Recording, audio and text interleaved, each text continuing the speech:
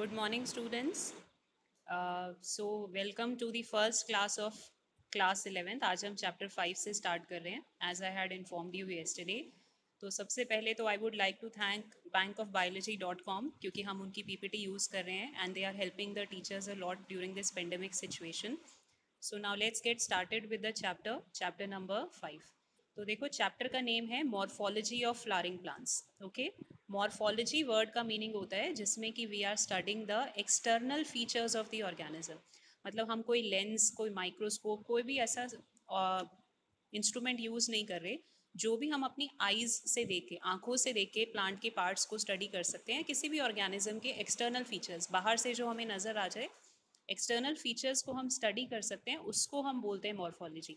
जैसे अगर मैं लीफ में देख रही हूँ किस टाइप का वेनेशन है, लीफ स्टेम के ऊपर कैसे अरेंज है, फ्लावर के अंदर कितने पेटल्स हैं, तो उसके लिए मुझे किसी माइक्रोस्कोप की ज़रूरत नहीं है. प्लांट का एक्सटर्नल फीचर है जो मैं अपनी आंखों से देख के ही स्टडी कर सकती हूँ. So if we are studying the external features without any instrument, we are studying these features with the help of our eyes, then that will be known as morphology. तो इस चैप्टर में हमें plants की morphology study करनी है. That is Y chapter का जो name है morphology of the flowering plants. तो प्लांट में हमें पता है दो सिस्टम में हम उसको मेन डिवाइड कर सकते हैं. रूट सिस्टम है, शूट सिस्टम है. ठीक है, उसके बाद we have to start with the first part that is called root. ठीक है, प्लांट के रूट सिस्टम, शूट सिस्टम को हमने डिस्कस करना है. So let's start with the root. तो प्लांट का जो रूट है वो हमें पता है रूट्स प्लांट्स की कहाँ पर होती हैं. They are present below the soil.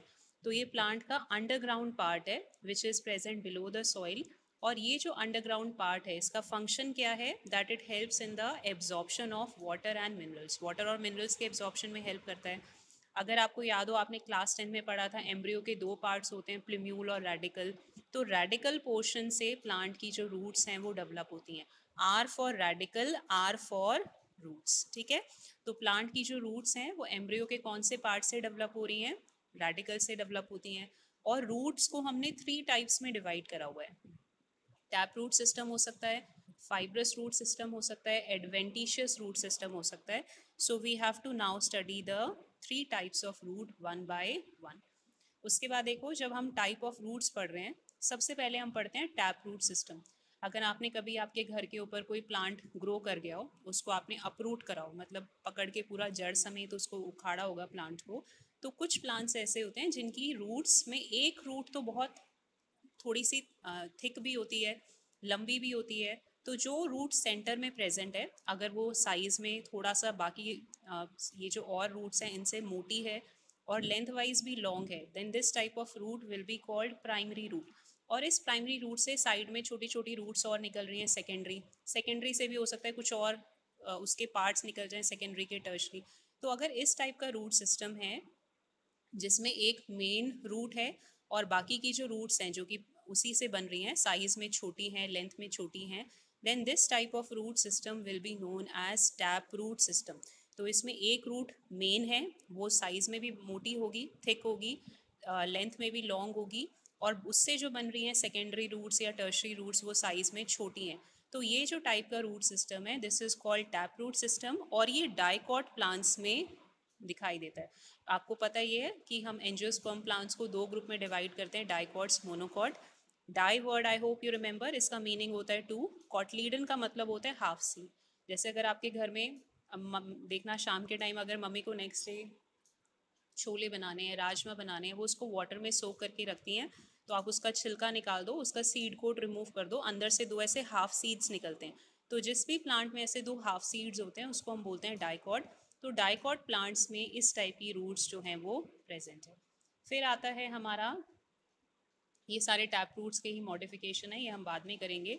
Then we have second type of root which is called fibrous root. ठीक है, जैसे ग्रास है, मेज़ है, जितने भी मोनोकॉट्स हैं, मोनोकॉट्स में हमारा ग्रास, मेज़ ये सब आ जाता है. तो जितने भी हमारे मोनोकॉट्स हैं, मोनोकॉट्स में फाइब्रस रूट प्रेजेंट होती है. मतलब आपने उसका प्लांट अपरूट किया तो हमें बहुत सारी रूट्स नज़र आ रही हैं. और ऐसा नहीं है कि कोई एक रूट मेन है और लॉन्ग है, यहाँ पे देखो सारी रूट्स बराबर हैं और पूरा ऐसे बंच के फॉर्म में है, इनका पूरा बंच बना हुआ है. सारी रूट्स की जो लेंथ है, शेप है, साइज़ है, सब कुछ सेम ही है और छोटे छोटे फाइबर्स के फॉर्म में बनी हुई हैं. सो इस टाइप का जो रूट सिस्टम होता है इसको हम बोलते हैं फाइब्रस रूट सिस्टम। तो ये वाली रूट्स मोनोकॉट में होगी, वीट है, मेज है, राइस है, ग्रास है, आपके घर के आसपास कहीं पे भी दूब ग्रास लगी है, थोड़ा सा उसकी जड़ को उखाड़ के देखो, उसको अपरूट करके देखो प्लांट को, उसमें आपको ऐसे ही रूट नज़र आएंगी कि कोई ऐसा नहीं है कि एक रूट मेन है बाकी उसके छोटे छोटे पार्ट्स हैं, नो, बहुत सारी रूट्स हैं, सबका जो साइज है वो बराबर है, बंच में प्रेजेंट है, छोटी छोटी फाइबर लाइक रूट्स हैं। So this type of root system will be known as fibrous root system. उसके बाद फिर आता है third type of root system which is called adventitious root system. अब ये एडवेंटिशियस रूट्स क्या होती हैं? जैसे हमने डिस्कस किया था कि जो रूट्स हैं वो हमेशा फॉर्म होती हैं फ्रॉम द रेडिकल, एम्ब्रियो का जो रेडिकल वाला पोर्शन है उससे ये हमारी रूट्स फॉर्म होती हैं। अब ये रेडिकल के अलावा अगर प्लांट के किसी और पार्ट से रूट बन रही है, जैसे प्लांट के स्टेम से रूट बन गई, स्टेम से तो रूट बननी नहीं चाहिए, ideally root should not be formed from the stem, लेकिन अगर स्टेम से रूट्स फॉर्म हो गई हैं या कि प्लांट के किसी और पार्ट से रूट फॉर्म हो गई है, then this type of root will be known as adventitious roots.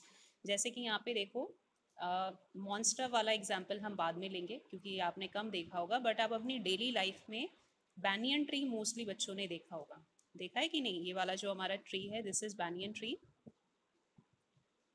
और ये जो बैनियन ट्री है इसकी ये जो स्टेम होती है उससे रूट्स नीचे की तरफ आती हैं और सॉइल पर आकर अटैच हो जाती हैं।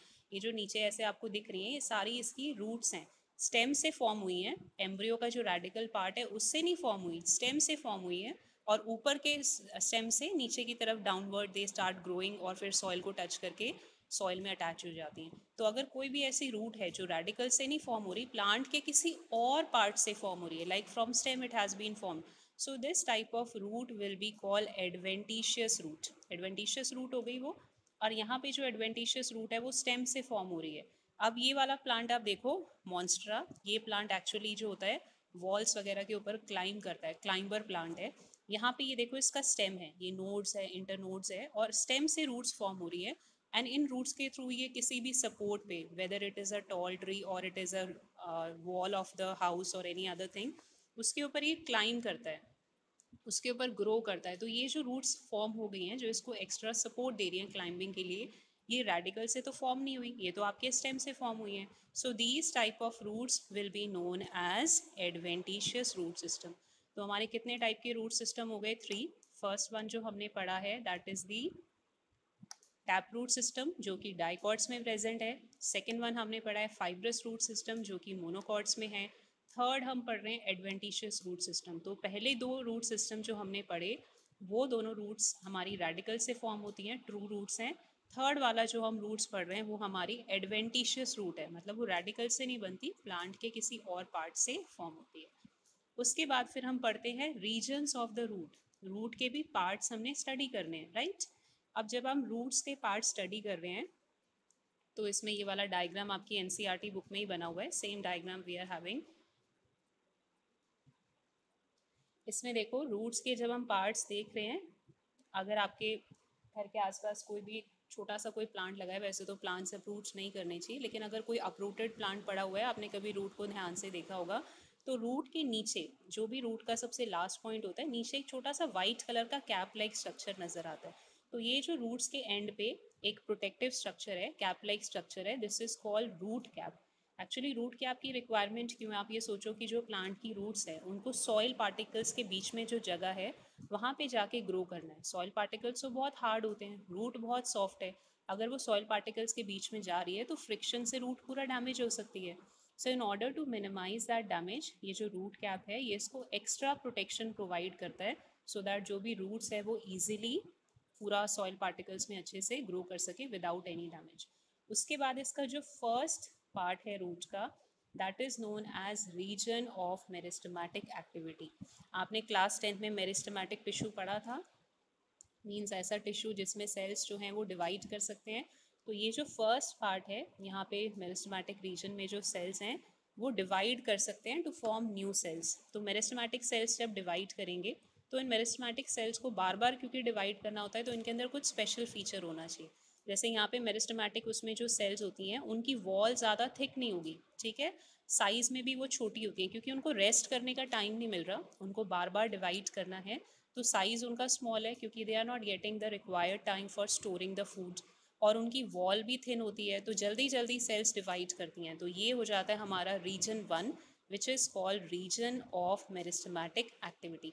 तो यहाँ पे जो भी सेल्स बनी हैं सेल्स के डिवाइड होने के बाद, उसके बाद वो ऊपर वाले रीजन में पुश हो जाती हैं, ऊपर वाले साइड में चली जाएंगी, they will be shifted to the second part, and this second part is known as region of elongation. Elongation में अब क्या होगा कि जो सेल्स बनी थी इनका साइज था स्मॉल, इनकी वॉल भी बहुत ज़्यादा थिन थी, तो जब ये सेकेंड रीजन में आएंगी अब इनको अपना साइज इलोंगेट करना है, मीन्स इनको अपना साइज इंक्रीज करना है। तो ये जो सेल्स हैं ये अपना साइज़ इंक्रीज़ करेंगी, अपने अंदर फूड स्टोर करेंगी। अब इनकी जो वॉल है वो वॉल भी थिक हो जाएगी। तो ये जो रीजन है जिसमें सेल्स ने अपना साइज़ इलोंगेट किया, अपनी वॉल को थिक किया, this will be known as region of elongation. उसके बाद फिर ये जो सेल्स हैं फिर ये एक और ऊपर थोड़ा शिफ्ट हो गई, now they are moving to the third part, and this third part is known as region of maturation. Region of maturation का मतलब है, मेच्यूरेशन वर्ड का मतलब होता है कि cells are acquiring a specific function. Specific function का मतलब होता है जैसे स्टार्टिंग में तो सारी सेल्स एक जैसी हैं, बट अब इसमें से कुछ सेल्स जो होंगी वो जाइलम बन जाएंगी, कुछ सेल्स हमारी फ्लोएम में चेंज हो जाएंगी, कुछ सेल्स हमारी एपिडर्मिस में चेंज हो जाएंगी। तो मेच्यूरेशन का मतलब है कि जैसा उनका फंक्शन है उसके अकॉर्डिंग सेल्स के अंदर चेंजेस हो जाएंगे, अलग अलग टाइप की जो सेल्स हैं वो फॉर्म हो जाएंगी। So what is happening in the third region कि इनिशियली रीजन 2 में तो सारी सेल्स एक जैसी थी, अब अपने फंक्शन के अकॉर्डिंग वो अलग अलग शेप और साइज और प्रॉपर्टीज़ हैं वो अक्वायर करेंगी। Some will become xylem, some will become phloem, some will become root hair, some will become epidermis. तो सब सेल्स अलग अलग अपने फंक्शंस परफॉर्म कर रही हैं, केपेबल हो गई हैं। That process will be known as maturation, और ये सारा काम हमारा कहाँ पर हो रहा है, थर्ड पार्ट में, which is known as the region of maturation. तो हमारे रूट के कितने पार्ट्स हैं, मेन 3 पार्ट्स अगर हम बोलें तो फर्स्ट पार्ट है region of meristematic activity, second part है region of elongation, third part है रीजन ऑफ मेच्यूरेशन। अब रीजन ऑफ मेच्यूरेशन में एक चीज़ आप और देखो, यहाँ पे रूट हेयर्स प्रेजेंट हैं। तो ये जो रूट हेयर्स होते हैं ये यूनिसेल्युलर स्ट्रक्चर है, मतलब ये जो रूट हेयर्स हैं रूट का ही जो आउटर लेयर में सेल्स होती हैं, अभी हम इसी चैप्टर में आगे डिटेल में करेंगे, वो जो आउटर लेयर में सेल्स होती हैं एपिडर्मिस उसी से एक्सटेंड होके बनती हैं, सिंगल सेल से बनी हुई हैं, तो we are calling them unicellular. तो थोड़ा सा फाइन थ्रेड लाइक स्ट्रक्चर्स हैं। तो इन रूट हेयर्स का काम क्या होता है कि ये सरफेस एरिया इंक्रीज करती हैं, तो ये सरफेस एरिया जब इंक्रीज कर देंगी तो प्लांट्स वाटर को, मिनरल्स को ज़्यादा अच्छे से एब्जॉर्ब कर पाएगा। तो आई थिंक इस क्वेश्चन में आपको कोई प्रॉब्लम नहीं होनी चाहिए। Now let's shift to the next part. ये सारा हमने जो भी है ये पीपीटी में आपको बाद में भेज दूंगी, ये सारा वही जो हमने डिस्कस किया है वही सारा है। उसके बाद फिर हम स्टार्ट करते हैं मॉडिफिकेशंस ऑफ रूट पे। इस चैप्टर में प्लांट के डिफरेंट पार्ट्स की मॉडिफिकेशन भी हमें स्टडी करनी है, कि जैसे रूट्स का मेन फंक्शन होता है that it helps in the absorption of water and minerals, but कुछ केसेस में जो रूट्स हैं वो अपने नॉर्मल फंक्शन के अलावा कोई और फंक्शन परफॉर्म करना स्टार्ट कर देती हैं। जैसे कुछ केसेस में जो रूट्स हैं वो फूड स्टोर करना स्टार्ट कर देती हैं, ठीक है, they start storing food in them. Food वो कैसे स्टोर कर रही हैं, जैसे हमें पता है ये चीज़ें आपको बहुत बेसिक कंसेप्ट है बट बच्चों को क्योंकि क्लियर नहीं हो पाता, जब हम टर्म यूज़ करते हैं वेजिटेबल, ठीक है, और एक टर्म हम यूज़ करते हैं फ्रूट, तो बायो में हम फ्रूट सिर्फ उसी पोर्शन को बोलते हैं जो हमारा राइपेंड ओवरी से बनता है। हमें पता है ना, ओवरी जब पॉलिनेशन हो जाता है तो जो ओवरी है वो फ्रूट में चेंज हो जाती है, तो बायोलॉजिकली हम फ्रूट सिर्फ उसी पार्ट को कंसीडर करेंगे जो कि राइपेंड ओवरी से फॉर्म हुआ है। बाकी जितनी भी हमारी चीज़ें फॉर्म हो रही हैं एडिबल हैं, उनको हम टर्म यूज़ करते हैं वेजिटेबल। अब वेजिटेबल कौन सा पार्ट होता है प्लांट का, या तो वो उसका मॉडिफाइड स्टेम हो सकता है विच कुड बी एडिबल, मतलब खाने के लायक है, उसका रूट हो सकता है फूड अगर उसके अंदर स्टोर हो गया, उसका लीफ हो सकता है। तो we will be discussing these example one by one. तो हमें पता ही है वेजिटेबल्स में हमारी कैरेट्स आती हैं, ठीक है, ये स्वीट पोटैटो आता है, ये सारी चीज़ें हमारे अंदर आती हैं मॉडिफाइड उसमें। तो सबसे पहले हम देख रहे हैं कि कुछ रूट्स ऐसी हैं जो फूड स्टोरेज का काम करती हैं। फूड स्टोरेज का काम करने का मतलब है कि वो अपने अंदर फूड स्टोर करती हैं। कैरेट सबने खाई है, ठीक है, टर्निप सबने खाई है, स्वीट पोटैटो जो कि हमारा शकरकंदी है वो भी आप लोगों ने खाया होगा। तो ये जो तीनों वेजिटेबल्स हैं ये एक्चुअली टेक्निकली स्पीकिंग अगर हम बायोलॉजिकली देख रहे हैं तो ये प्लांट की रूट्स होती हैं, क्योंकि इनमें टैप रूट सिस्टम होता है। तो जो मेन वाली सेंटर वाली रूट है, यहाँ पे देखो छोटे छोटे और ये थ्रेड लाइक स्ट्रक्चर्स निकले हुए हैं, ये सारे इसके सेकेंडरी और टर्शरी रूट है। तो जिन भी प्लांट्स में टैप रूट सिस्टम होगा, मतलब एक मेन रूट होती है, वो मेन रूट अपने अंदर फूड स्टोर करना स्टार्ट कर देगी। ओके, और क्योंकि उसने अपने अंदर फूड स्टोर कर लिया है तो वो फ्लैशी हो जाएगी, उसका साइज लार्ज हो जाएगा, and it will be edible. Edible मतलब कि वो खाने के लायक है। तो चाहे वो कैरेट्स हो, टर्निप्स हो, स्वीट पोटैटो हो, यहाँ पे ये वाटर कंडक्शन में हेल्प नहीं कर रही, क्योंकि रूट्स का फंक्शन क्या होता है, that they help in the transport of water and minerals. यहाँ पे वो काम नहीं कर रही है, ये अपने अंदर फूड स्टोर कर रही हैं। तो इसीलिए हम इसको मॉडिफिकेशंस ऑफ रूट टॉपिक के अंडर जो है वो स्टडी करते हैं। उसके बाद फिर हमारा नेक्स्ट टाइप ऑफ रूट आता है प्रॉप रूट्स। ठीक है, प्रॉप रूट्स में what we have to do is, prop roots में जैसे अभी हमने पीछे बैनियन ट्री का एग्जांपल देखा ही था कि बैनियन ट्री में जो रूट्स हैं वो स्टेम से फॉर्म होती है। जैसे ये ऊपर हमारा कोई स्टेम है, वहाँ से छोटी छोटी रूट्स बनना शुरू हुई, पूरा नीचे तक आई और सॉइल के साथ अटैच हो गई। तो वहाँ पे हमने एडवेंटिशियस इसलिए बोला था कि रूट्स जो है वो रेडिकल से नहीं बन रही है, स्टेम से फॉर्म हो रही है, और प्लांट का जो स्टेम है उसको एक्स्ट्रा सपोर्ट प्रोवाइड कर रही है। बट ये जो रूट हमारी बनी है, इसका हम एक नेम और देते हैं, that is called prop roots. Prop root मतलब ऐसी रूट्स जो कि हैंगिंग है, ऊपर स्टेम से बनी, हैंग कर रही है एयर में, धीरे धीरे नीचे आया, ग्राउंड को टच किया और फिर ग्रो करना स्टार्ट कर दिया। तो जो बैनियन ट्री में रूट्स बनती हैं, these are called prop roots, और इनका फंक्शन क्या है, that they provide additional support to the plant. अगर आपने कभी डिस्कवरी चैनल वगैरह में देखा होगा, तो जो भी हमारा बैनियन ट्री है वो कई किलोमीटर्स के एरिया में स्प्रेड हो जाता है। जब एक ही प्लांट कई किलोमीटर्स के एरिया में स्प्रेड हो गया तो उसके स्टेम को एक्स्ट्रा सपोर्ट तो चाहिए। तो वो एक्स्ट्रा सपोर्ट उसको कौन प्रोवाइड करता है, ये प्रॉप रूट्स प्रोवाइड करते हैं। तो यहाँ पे ये वाटर और मिनरल्स का ट्रांसपोर्ट में हेल्प नहीं कर रहे, यहाँ पे ये सपोर्ट प्रोवाइड कर रहे हैं। So that is why these roots are have been placed under this heading of modifications of the roots. उसके बाद फिर थर्ड मॉडिफिकेशन ऑफ रूट में हमें पढ़ना है स्टिल्ट रूट्स। ओके, जैसे कि अगर आपने कभी शुगर केन प्लांट देखा हो, आप कभी फील्ड में गए हो, आपने शुगर केन प्लांट देखा हो या मेज़ प्लांट देखा हो, तो जो शुगर केन का ये वाला पार्ट होता है, ये इसका स्टेम है। ठीक है, पतला सा लंबा सा स्टेम होता है, और इसकी रूट्स होती हैं फाइब्रस। फाइब्रस रूट्स तो ज़्यादा डीप नहीं जाती सॉइल में, ज़्यादा सपोर्ट उसको प्रोवाइड कर नहीं सकती। अब इतना लंबा प्लांट है, फाइब्रस रूट के अगर वो भरोसे रहेगा, if it is only dependent upon the fibrous root, तो ऑब्वियसली वो रूट्स उसको स्ट्रेंथ प्रोवाइड नहीं कर सकती। ज़रा भी स्ट्रॉन्ग विंड होगी, प्लांट पूरा अपरूट हो जाएगा, पूरा जड़ समेत उखड़ जाएगा। तो इसको एक्स्ट्रा सपोर्ट प्रोवाइड चाहिए। तो कुछ जहाँ पे भी इसका सॉइल के सबसे नियरेस्ट नोड है, आपको पता है ना स्टेम में ये दोनों नोड्स हैं, ये बीच का पोर्शन हमारा इंटर नोड है, नोड से हमेशा लीफ बनती है। तो जो भी इसका सबसे लोएस्ट नोड होगा, सॉइल के सबसे नियरेस्ट है, from that node you can see कि कुछ रूट लाइक स्ट्रक्चर्स निकल गए हैं जो सॉइल में जा रहे हैं और उसको एक्स्ट्रा सपोर्ट प्रोवाइड कर रहे हैं। तो ये जो रूट्स हैं जो कि सपोर्टिंग रूट्स हैं, लोअर नोड ऑफ स्टेम से फॉर्म हो रही हैं, these roots are known as stilt roots. और इसके दो एग्जाम्पल्स हैं, मेज एंड शुगर के। उसके बाद फिर आता है हमारा fourth modification of roots, that is called pneumatophores. Most of the plant में जो रूट्स होती हैं वो सॉइल के नीचे प्रेजेंट होती हैं, बट कुछ केसेस में, एक्सेप्शनल केसेस में, जो रूट्स हैं they can come out of the soil also. जैसे कि हम एग्जाम्पल लेते हैं मार्शी एरिया। कोई भी मार्शी एरिया है, मार्शी एरिया आई होप आपको पता होगा, जहाँ पे थोड़ा दलदल टाइप कंडीशंस होती हैं।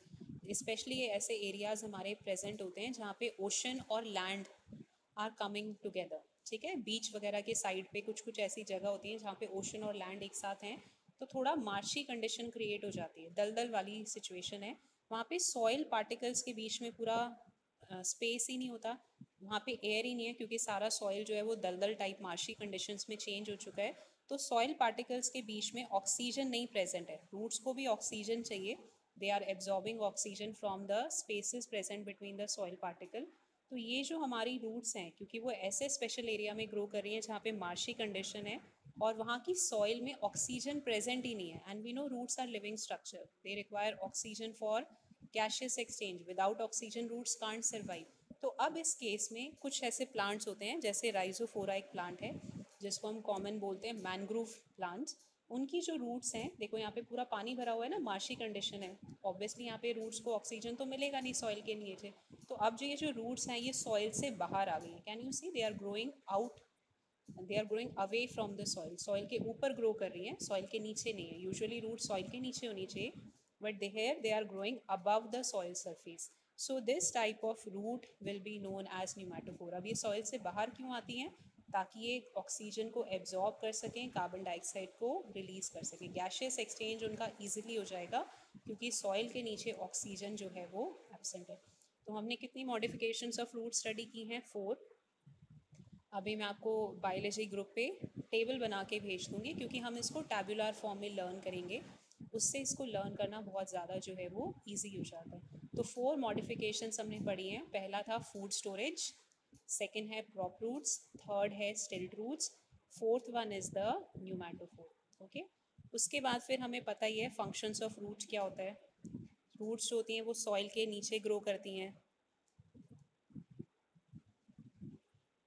सॉइल के नीचे ग्रो करती हैं, प्लांट को सपोर्ट प्रोवाइड करती हैं। प्लांट का जो अपर पार्ट है stem which is present above the soil surface, उसको सपोर्ट चाहिए, तो वो सपोर्ट उसको कौन प्रोवाइड कर रहा है? एंकरेज मीन्स उसको एक जगह पे फिक्स रखती हैं, सपोर्ट प्रोवाइड करती हैं, that is being done by the roots. कुछ केसेस में वो अपने अंदर फूड भी स्टोर कर सकती हैं, जैसे हमने ऑलरेडी देखा कैरेट्स है, टर्निप है, स्वीट पोटैटो है, ये सब मॉडिफाइड रूट्स हैं, because roots are storing food inside them. और ये कुछ कुछ हॉर्मोन्स भी प्रिपेयर करती है, ये हम चैप्टर 15 में डिस्कस करेंगे। तो I think with this we have done the root system. Now we have to start with the shoot system, जिसको हम बोलते हैं स्टेम। तो जब भी हम स्टेम का डिस्कस कर रहे हैं, एनसीईआरटी आप रीड करोगे तो उसमें मेंशन है कि it is the ascending part of the plant. Ascending part means जो कि सॉइल के ऊपर है और स्ट्रेट है। Okay, ascending part means structure which is present above the soil and straight, so that part will be known as ascending part. Roots के लिए हम टर्म यूज़ करते हैं descending part, because they are present below the soil. तो ascending word हम इसलिए use कर रहे हैं because they are present above the soil and they are present in a straight manner. So we will say that the stem is the ascending part of the plant. उसके बाद जो stem है, जैसे हमने roots का discuss किया था कि वो रेडिकल से फॉर्म होती हैं, स्टेम का अब हम डिस्कस कर रहे हैं कि ये आपका प्लूम्यूल से फॉर्म होता है। एम्ब्रियो के 2 पार्ट्स होते हैं, इसी चैप्टर में हम अभी आगे डिस्कस करेंगे। अपर पार्ट जो होता है एम्ब्रियो का that is called plumule, lower part जो होता है एम्ब्रियो का दैट इज़ कॉल्ड रेडिकल। तो प्लूम्यूल से जो है शूट्स फॉर्म होता है, शूट सिस्टम हमारा प्लूम्यूल से फॉर्म होगा। मैंने बताया था R for radical, R for roots, तो रेडिकल से रूट्स फॉर्म होती हैं which is the lower part of the embryo. फिर ये सारा हमने डिस्कस कर लिया। फिर अब हमें डिस्कस करना है कि स्टेम के ऊपर नोड्स और इंटरनोड्स होते हैं। नोड्स इंटरनोड्स सबसे अच्छे दिखाई देते हैं शुगर केन के ऊपर। शुगर केन हर आप सब ने खाया होगा, देखा होगा। शुगर केन अगर आप देखोगे उसमें देखना बीच में ऐसे थिक लाइन बनी होती है और बीच में कुछ प्लेस है, तो ये जो थिक लाइन जैसा पोर्शन है दिस इज कॉल्ड नोड। ये जो थिक लाइन जैसा पोर्शन है दिस इज कॉल्ड नोड, और दो नोड्स के जो बीच का डिस्टेंस होता है that is known as internode. तो नोड कौन सा पार्ट होता है प्लांट का? Node is that part of the plant from which the leaf will be form. Internode portion से कभी लीफ फॉर्म नहीं होती। प्लांट के स्टेम में लीफ हमेशा नोड से फॉर्म होती है। तो अगर आप शुगर केन देखोगे तो आपको नोड इंटरनोड का कंसेप्ट बहुत ज़्यादा क्लियर हो जाएगा। अदरवाइज ऑल्सो आपके घर के आसपास जो भी प्लांट लगा है, एक्चुअली चैप्टर पूरा प्रैक्टिकल बेस्ड है। आप अभी तो खैर कोविड सिचुएशन है, लेकिन अगर आपके घर में बालकनी में या घर के आसपास प्लांट्स हैं तो कोई भी प्लांट हो, अप्रूट मत करना प्लांट को। छोटा प्लांट है आप उसमें देखोगे, उसमें आपको जिसका स्टेम ग्रीन है, कोई बड़ा प्लांट नहीं देखो, छोटा प्लांट अगर कोई है उसमें आपको नोड्स इंटरनोड्स नज़र आ जाएंगे। तो नोड्स और इंटरनोड्स का कंसेप्ट हमें क्लियर होना चाहिए। Internode is a portion between two nodes, और यहाँ पे जो नोड है it helps in the formation of leaf. Usually जब प्लांट का स्टेम यंग होता है तो वो ग्रीन होता है, धीरे धीरे फिर वो थिक भी हो जाएगा, थोड़ा टफ भी हो जाता है, वुडी भी हो जाता है, उसका कलर भी चेंज हो जाता है, दैट वी ऑल नो। उसके बाद अब हमें स्टेम के फंक्शंस पता होना चाहिए कि स्टेम जो होता है ब्रांचेस को सपोर्ट करता है, उसके ऊपर लीव्स अटैच होती हैं, फ्लावर्स और फ्रूट्स अटैच हैं। स्टेम के अंदर जाइलम और फ्लोएम प्रेजेंट है, ये आपने क्लास 10 में पढ़ा था। जाइलम का फंक्शन क्या होता है? That it helps in the transport of water and minerals. Phloem का फंक्शन क्या है? That it helps in the transport of food. तो जो स्टेम है वो वाटर और मिनरल्स के कंडक्शन में हेल्प करता है। उसके बाद स्टेम में भी बहुत सारी मॉडिफिकेशंस होती हैं जो अब हमें डिस्कस करनी है। जैसे हमने मॉडिफिकेशंस ऑफ रूट पढ़ा था, वैसे ही हमारे स्टेम में भी बहुत सारे डिफरेंट टाइप्स की मॉडिफिकेशंस होती हैं which we have to discuss now. तो ये सारी मॉडिफिकेशन जो हमारे लेफ्ट हैंड साइड पे स्क्रीन पे शो हो रही हैं, ये हमें डिस्कस करनी है वन बाय वन। ये सारी हमारे सिलेबस में मेंशन्ड है। अभी आप इसको समझ लो, फिर इसको हम फ्लो चार्ट बना के लर्न करेंगे, उस वे में हमें इजीली लर्न हो जाएगा। सबसे पहले हम पढ़ते हैं मॉडिफिकेशंस ऑफ द स्टेम। ठीक है, जैसे हमने रूट्स में देखा था कि कुछ रूट्स मॉडिफाई हो जाती हैं, they start storing food inside them. Similarly stem भी कुछ प्लांट्स का अपने अंदर फूड स्टोर करता है, फ्लैशी हो जाएगा। फ्लैशी मीन्स उसका साइज इंक्रीज हो जाएगा, एडिबल हो जाएगा, मीन्स खाने लायक हो जाता है। तो जैसे हम पोटैटो खाते हैं, पोटैटो प्लांट का कौन सा पार्ट है? अंडरग्राउंड पार्ट है, स्टेम है। एक्चुअली प्लांट का जो स्टेम है, सॉइल के नीचे स्टेम का पार्ट होता है, वो अपने अंदर फूड स्टोर करना स्टार्ट कर देता है एंड इट फॉर्म्स पोटैटो। अब ये स्टेम है, ये हमें कैसे पता चलेगा? अगर हम इसका पूरा डिटेल सेक्शनिंग करके देखेंगे तो जैसे आपके घर में कई बार आपने देखा होगा, कोई आलू आपने कुछ टाइम के लिए रख दिया, उसके ऊपर छोटे छोटे ऐसे प्लांट लाइक स्ट्रक्चर्स नज़र आते हैं, उसके ऊपर देखना कुछ ऐसी छोटी छोटी लाइंस बनी होती हैं। तो ये जो लाइन लाइक स्ट्रक्चर है, ये हमारे होते हैं नोड्स। ठीक है, और मैंने आपको बताया था नोड से हमेशा लीफ बनती है, तो जहाँ पे भी ये ऐसा स्कार, छोटी लाइन जैसा स्ट्रक्चर बना होगा, उसके ऊपर अगर आलू घर में कोई पुराना रखा है, उसके ऊपर ऐसे प्लांट जैसा या लीफ लाइक स्ट्रक्चर बन जाता है। और हमें पता है नोड्स के ऊपर ही लीफ लाइक स्ट्रक्चर फॉर्म होता है, और दो नोड्स के बीच का डिस्टेंस हो जाता है इंटरनोड। क्योंकि इसमें नोड्स और इंटरनोड्स प्रेजेंट हैं, तो इसका मतलब ये प्लांट का कौन सा पार्ट हो गया? स्टेम हो गया। सिमिलरली जिंजर सबने देखा है, अदरक हम खाते ही हैं, और जिंजर के ऊपर भी आपको नोड्स इंटरनोड्स बड़े अच्छे से नज़र आ जाते हैं। लाइन्स ऐसे बनी होती है ना जिंजर के ऊपर, तो ये नोड्स हो गई, दो नोड्स के बीच का डिस्टेंस इंटरनोड हो गया, तो ऑब्वियसली वो भी आपका स्टेम है। फिर टर्मरिक। टर्मरिक आपने पाउडर फॉर्म में देखी होगी, बट टर्मरिक के ऐसे अगर इस टाइप का कच्ची हल्दी अगर आप देखोगे, रॉ टर्मरिक अगर आपने देखी है, तो वो जिंजर लाइक स्ट्रक्चर ही उसका होता है, and this is a stem of the plant, क्योंकि ये अपने अंदर फूड स्टोर कर रहा है, इसमें भी नोड्स इंटरनोड्स प्रेजेंट है। देन वी हैव कॉम, जिसको हिंदी में हम बोलते हैं ज़मीन कंद, साउथ के लोग ज़्यादा खाते हैं। कोलोकेशिया। ओके, तो ये सारे जो हैं हमारे मॉडिफाइड स्टेम हैं, because they are having nodes as well as internode. अब इससे प्लांट को ये फ़ायदा होता है, मान लो कि किसी रीज़न से सॉइल के ऊपर वाला जो प्लांट है अगर वो डैमेज हो गया, सॉइल के नीचे स्टेम ने अपने अंदर अगर फूड स्टोर करके रखा है, तो नेक्स्ट सीजन में जब कंडीशंस फेवरेबल हो जाएंगी, तो क्योंकि इन्होंने अपने अंदर फूड स्टोर कर रखा है, तो ये फॉर्मेशन में, न्यू प्लांट के फॉर्मेशन में हेल्प करेंगे। तो जब आप एनसीईआरटी बुक रीड करोगे, उसमें ये टर्म मेंशन है, ऑर्गन ऑफ पेरिनेशन। पेरिनेशन का मतलब है कोई ऐसा स्ट्रक्चर जो प्लांट को अनफेवरेबल सिचुएशन में ओवरकम करने में हेल्प करता है। ठीक है, अगर प्लांट का ऊपर वाला पार्ट डैमेज हो गया, तो नीचे क्योंकि स्टेम ने अपने अंदर फूड स्टोर करके रखा है, तो नेक्स्ट सीजन में जब कंडीशंस अच्छी हो जाएंगी, फेवरेबल हो जाएंगी, तो उसको यूज़ करके प्लांट जो है वो न्यू फूड बना सकता है। उसके बाद फिर हमारी सेकेंड मॉडिफिकेशन है स्टेम टेंड्रिल। टेंड्रिल तो सबने देखा होगा, अगर आपके घर में करेला का बिटर गार्ड का प्लांट लगा हुआ है, पम्पकिन का लगा हुआ है, कुकुम्बर है, वाटरमेलन है, वाटरमेलन तो खैर नहीं होता, बट कुकुम्बर या पम्पकिन या ग्रेप वाइन अगर किसी के घर में लगी हुई है, तो जो स्टेम है उसी से ऐसा ये spiral coil like structure form होता है, विच इज़ कॉल्ड टेंड्रिल। पूरा कॉइल्ड स्ट्रक्चर है जो प्लांट को क्लाइंबिंग में हेल्प करता है। जैसे बिटर गार्ड है, उसकी बेल होती है, इट्स अ क्रीपर, तो उसमें ये जो टेंड्रिल बनते हैं ये स्टेम से फॉर्म हो रहे हैं। ठीक है, इसीलिए हम इसको बोलते हैं स्टेम टेंड्रिल। तो यहाँ पे ये मॉडिफिकेशन में काउंट होगा, और इसका फंक्शन क्या है कि ये प्लांट को क्लाइंब करने में हेल्प करता है। तो जितने भी हमारे प्लांट्स क्लाइंबर टाइप के होते हैं, जैसे कुकुम्बर है, बिटर गार्ड है, ग्रेप वाइन है, वाटरमेलन है, इन सब में स्टेम टेंड्रिल है। यू कैन सी, ये देखो, ये स्टेम का नोड था, नोड से ये ब्रांच निकली और उसी में आगे जाके टेंड्रिल बन गया, तो ये स्टेम से बन रहा है टेंड्रिल, इसीलिए हम इसको बोलते हैं स्टेम टेंड्रिल। कुछ केसेस में लीफ से भी बनेगा टेंड्रिल, वो अभी हम मॉडिफिकेशंस ऑफ लीफ जब स्टडी करेंगे तब हम उसको डिस्कस करेंगे। उसके बाद फिर आता है थर्ड मॉडिफिकेशन है थॉर्न्स। कुछ प्लांट में स्टेम से थॉर्न बन जाता है, जैसे अगर आपने कोई भी सिट्रस प्लांट देखा हो, या आपने जैसे कि लेट्स से बेर का प्लांट देखा हो, बेर सबने खाए हैं प्लांट अगर आपने कभी देखा हो, या बुगनविलिया का प्लांट देखा हो, ये बुगनविलिया प्लांट है, ये उसका थॉर्न है। तो बहुत सारे प्लांट्स में ये देखो स्टेम से बन रहा है ना थॉर्न, ये प्लांट का स्टेम है, उसी के साथ थॉर्न अटैच है। तो अगर स्टेम से थॉर्न फॉर्म हो रहा है, then this type of thorn will be called stem thorn. और इस ये हमेशा डेवलप होता है एक्सिलरी बड से। अब ये एक्सिलरी बड चीज़ क्या है ये भी हमें डिस्कस करना पड़ेगा। जैसे लेट्स से कि हमारा कोई प्लांट है, प्लांट में दो टाइप के बड्स हो सकते हैं, एपिकल बड, एक्सिलरी बड। एपिकल बड वो होता है जैसे प्लांट का जो टॉप वाला पार्ट है, अगर वहाँ पे छोटा सा बड बन गया, टॉप में जो बड बनता है, that is called apical bud. Apical word का मतलब होता है which is present at the apex और टॉप, जो सबसे ऊपर पोर्शन में बन रहा है वो एपिकल बड है। प्लांट की कोई साइड ब्रांच है, ये उसकी मेन ब्रांच और ये उसकी साइड ब्रांच, उसमें छोटा सा बड अगर बन गया, that will be called axillary bud. Axillary bud का मतलब होता है जो कि साइड ब्रांचेस में बनता है। तो जो साइड ब्रांच में बड बना वो एक्सिलरी है, और उसी से हमारा थॉर्न बन गया। तो इसीलिए जब आप एनसीईआरटी रीड करोगे तो उसमें मेंशन होगा that it is developed from the axillary बड।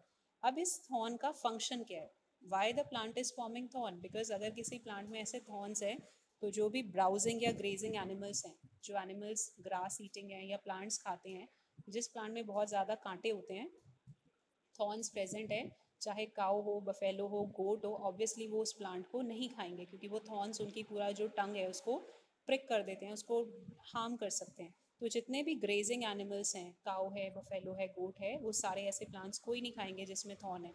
तो इससे प्लांट को प्रोटेक्शन हो जाती है। तो इसमें हमारा थर्ड मॉडिफिकेशन क्या है, स्टेम थॉर्न। और इसमें हमारे एग्जाम्पल्स कौन कौन से? Citrus plant. सिट्रस प्लांट में आपका लेमन आ जाता है, नींबू है, ऑरेंज है, माल्टा है, जितने भी ऑरेंज फैमिली वाले प्लांट्स हैं वो सारे सिट्रस में काउंट हो गए।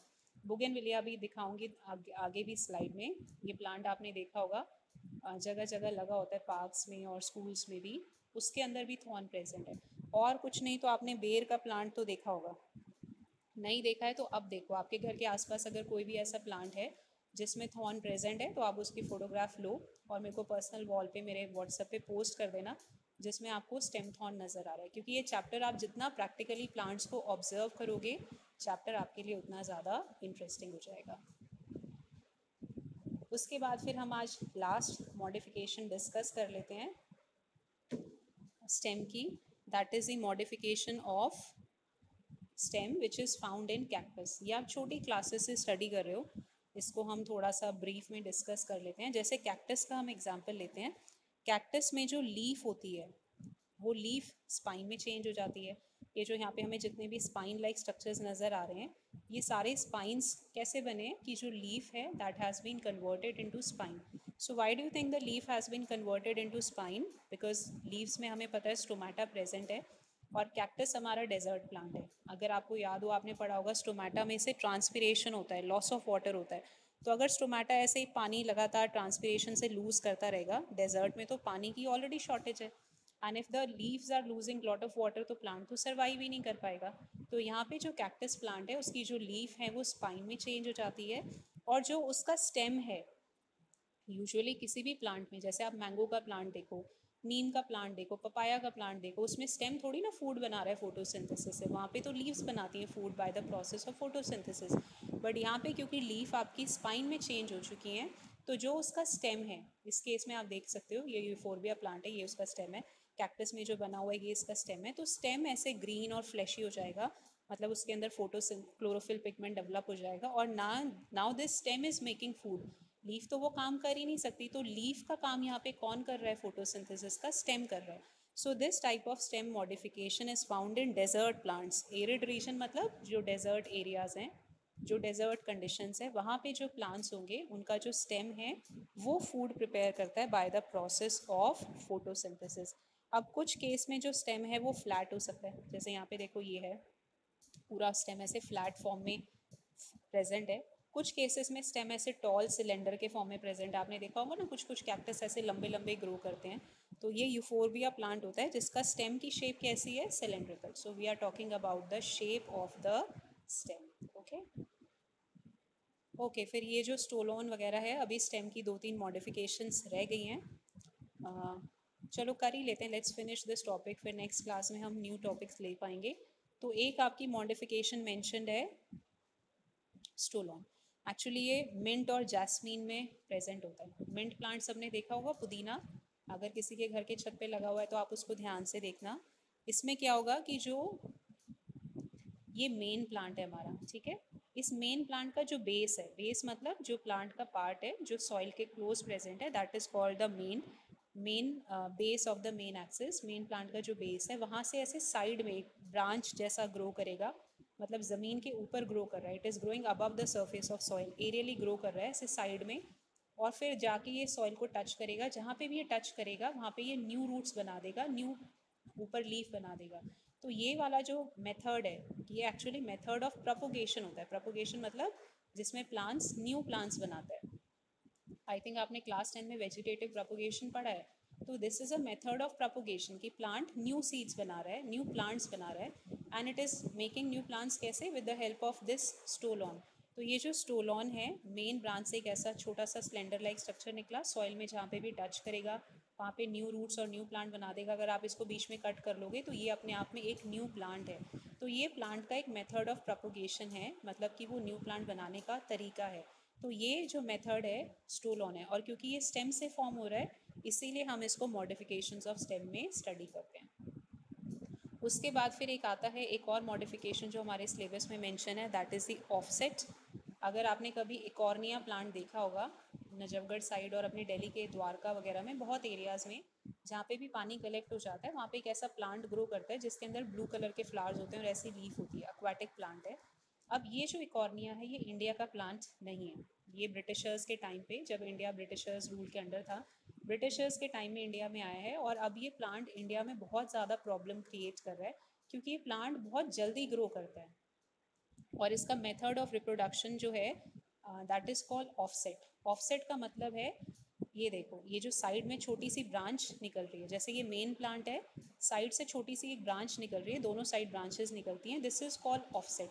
मान लो कि किसी जगह पे पूरे वाटर सरफेस के ऊपर इकॉर्निया ग्रो कर रहा है, हम सारा कुछ क्लीन भी कर दें, हमने सारा इकॉर्निया निकाल भी दिया, लेकिन अगर ये साइड की छोटी छोटी ब्रांचेस के फ्रैगमेंट्स भी रह गए तो ये जो ऑफसेट रह जाएगा, हमने मान लो मेन प्लांट तो निकाल दिया बट ये छोटी सी ब्रांच रह गई, तो ये जो ब्रांच हमारी ऑफसेट रह जाती है ये दोनों साइड पे, ये छोटी सी ब्रांच है लेफ्ट हैंड साइड, दोनों साइड पे ये न्यू लीफ बना देगी, नीचे रूट बना देगी, इस साइड भी न्यू लीफ बना देगी, न्यू रूट बना देगी। तो ये जो छोटी सी भी ब्रांच रह गई ये ऑफसेट होती है, और ये बहुत डेंजरस है क्योंकि ये ऑफसेट दोनों साइड पे, left hand side right hand side दोनों साइड पे फ्रेश लीफ फ्रेश फ्रूट्स बना सकते हैं, यानी एक ऑफसेट से दो प्लांट बन जाते हैं। तो बड़ी जल्दी ये प्लांट जो है ग्रो करता है, and that is why it has become a problematic plant in India. तो इकॉर्निया आप इसमें एग्जाम्पल याद रख सकते हो। जब आप इसको एनसीईआरटी से रीड करोगे तो एनसीईआरटी में एक टर्म मेंशन है, rosette of leaf. Rosette of leaf का मतलब है कि जो लीव्स हैं वो ऐसे सर, मतलब बहुत सारी लीफ एक ही जगह प्रेजेंट है, फ्लावर जैसी लगती हैं, देखो कितनी सारी लीफ एक जगह अटैच हैं, फ्लावर जैसी लग रही हैं, तो इसको बोलते हैं रोजेट ऑफ लीफ। फिर है tuft of roots. Tuft of roots का मतलब है कि ये जो ये एक स्ट्रक्चर हमें नज़र आ रहा है ये एक रूट नहीं है, तीन चार रूट्स एक जगह ऐसे ट्विस्ट हो जाती हैं, मतलब गुच्छा बना हुआ है रूट्स का, बंच बना हुआ है रूट्स का। तो यहाँ पे रूट्स भी बंच के फॉर्म में प्रेजेंट है, लीव्स जो हैं वो एक ही जगह पे, देखो बहुत सारी लीफ ऐसे कलेक्ट हो गई फ्लावर जैसी लग रही हैं, उसको हम बोलते हैं रोजेट ऑफ लीफ। तो इसमें मेथड ऑफ प्रोपोगेशन क्या है, offset. Then we have last method of reproduction that is called sucker.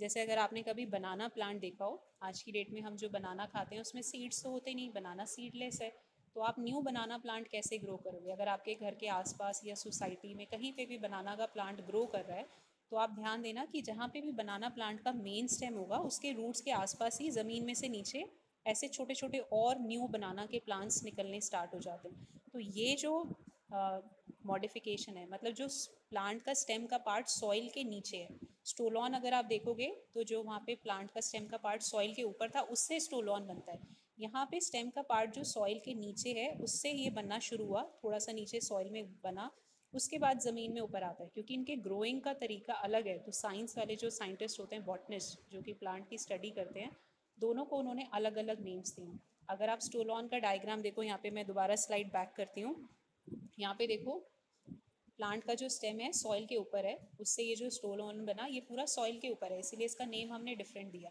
शक्कर के केस में क्या हो रहा है, जो स्टेम है जहाँ से इसकी फॉर्मेशन स्टार्ट हो रही है शक्कर की, वो वाला स्टेम का पार्ट सॉइल के नीचे है, सॉइल के नीचे थोड़ा सा ग्रो करेगा फिर सॉइल के ऊपर आता है। तो ये जो प्लांट हमें नज़र आ रहा है ये तब फॉर्म हुआ होगा जब जहाँ पे भी बनाना का मेन स्टेम है सॉइल के नीचे उसने थोड़ा सा पार्ट बनाया फिर ऊपर आया। सो this type of new structure will be called sucker. छोटे छोटे नए प्लांट्स मेन प्लांट के साथ बन जाते हैं अगर आप इसको यहाँ से निकाल के न्यू प्लेस पे लगा दोगे तो न्यू प्लांट बन जाएगा। तो ये जो स्ट्रक्चर बनता है ये बनाना में भी बनता है, पाइनएप्पल में भी बनता है। 2 एग्जाम्पल आप याद रख लो, that is more than sufficient.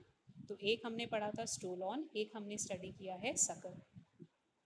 उसके बाद ये इतना इम्पॉर्टेंट तो नहीं है but because it is in the syllabus, जैसे ग्रास वगैरह है, दूब ग्रास सबने देखा होगा, पार्क्स में लगी होती है, कई कई लोग इसको घर में भी लगाते हैं। तो जो दूब ग्रास है या स्ट्रॉबेरी है, उसका अंडरग्राउंड स्टेम जो है, ऐसे देखो, ये जो सॉइल के नीचे स्टेम है, थोड़े थोड़े टाइम के बाद उसमें से न्यू लीफ बन गई, न्यू रूट बन गई, फिर थोड़ा सा ग्रो करा, फिर न्यू लीफ बन गई, फिर न्यू रूट्स बन गई। इसको हम बोलते हैं रनर।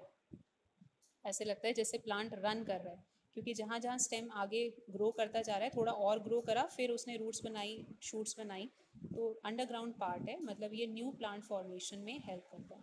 तो with this we have finished the topic, हमने स्टेम तक फिनिश कर लिया। आप इसको एनसीईआरटी से रीड करना up to the modifications of stem. Next class में हम स्टार्ट करेंगे लीफ के स्ट्रक्चर से। Okay, so just go through the video, read your NCERT. If you have any doubt you can ask it.